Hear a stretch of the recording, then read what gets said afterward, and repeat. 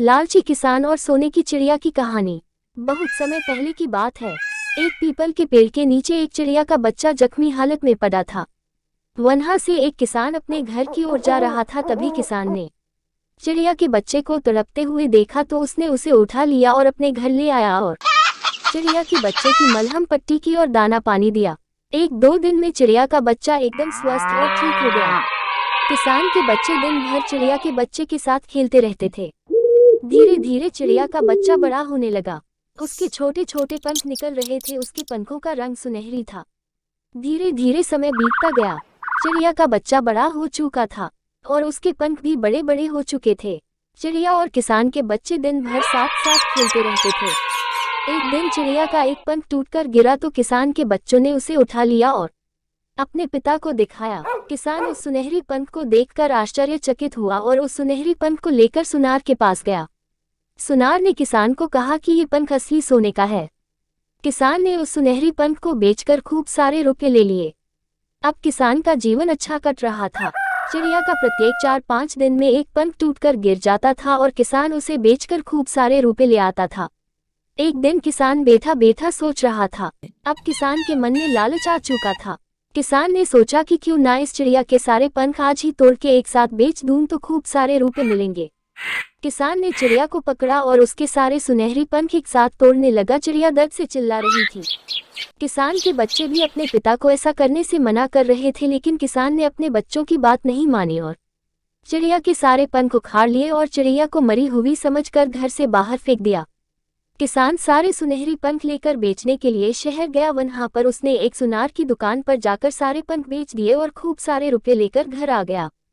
कुछ दिन बाद सुनार अपने साथ पुलिस को लेकर किसान के घर आया।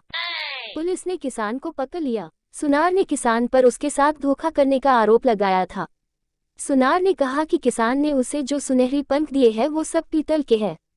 सुनार ने किसान से कहा कि उसके सारे रुपए लौटा दे, लेकिन किसान ने उन रुपयों को खर्च कर दिया था, इसलिए पुलिस ने किसान को जेल में डाल दिया। किसान की पत्नी और बच्चे बहुत परेशान हो रहे थे। उन्हें अपने पिता को बचाने का कोई रास्ता नहीं मिल रहा था। अंततः किसान के बड़ा बेटा राहुल ने उस सुनहरी चिड़िया को खोजना शुरू किया। किसान के पुत्र जंगल में उस सुनहरी चिड़िया को खोज रहा था। सुनहरी चिड़िया को खोजते खोजते उसे एक झोपड़ी नजर आई। उसने पानी पीने के लिए झोपड़ी में प्रवेश किया। झोपड़ी में एक साधु महात्मा बैठे थे।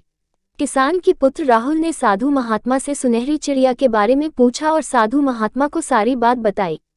साधु महात्मा ने सारी कहानी सुनकर राहुल को कहा कि जिस सुनहरी चिड़िया की तुम बात कर रही हो वो मेरी चिड़िया है और मेरे पास है। तुम्हारे पिता ने लालच के चलते चिड़िया के बुरी तरह से पंख उखाड़ लिए थे, इसलिए तुम्हारे पिता को दंड मिलना ही चाहिए।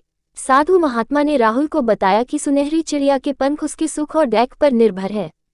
यदि सुनहरी चिड़िया सुखी होती है तो उसके पंख सोने के बनकर झड़ते हैं, और अगर दुखी होती है तो पीतल की बनकर झड़ते हैं। क्योंकि तुम्हारे पिता ने सुनहरी चिड़िया को दर्द और तकलीफ देकर उसके पंख तोड़े थे, इसलिए वो पीतल के थे। राहुल ने साधु महात्मा को कहा कि श्रीमान, मुझे मेरे पिता को बचाने के लिए उस सुनार को सोने के 12 पंख देने होंगे, तभी मेरे पिता कैद से आजाद होंगे। आप कैसे भी करके मेरे पिता को बचाए। और राहुल रोने लगा। राहुल को दुखी देख साधु महात्मा और सुनहरी चिड़िया को बहुत दुख हो रहा था। सुनहरी चिड़िया को राहुल के द्वारा दिया गया प्यार याद आ रहा था, इसलिए सुनहरी चिड़िया ने भी साधु महात्मा से निवेदन किया कि राहुल को सोने के 12 पंख दे दीजिए। साधु महात्मा ने एक मटकी में से 12 सोने के पंख निकालकर राहुल को दे दिए और राहुल ने वो 12 सोने के पंख सुनार को देकर अपने पिता को आजाद करवा लिया। शिक्षा। दोस्तों, इस सोने की चिड़िया की कहानी से हमें सीखने को मिलता है कि हमेशा परेशान लोगों की मदद करो और लालच बुरी बला है और किसी के साथ की गई भलाई हमेशा काम आती है।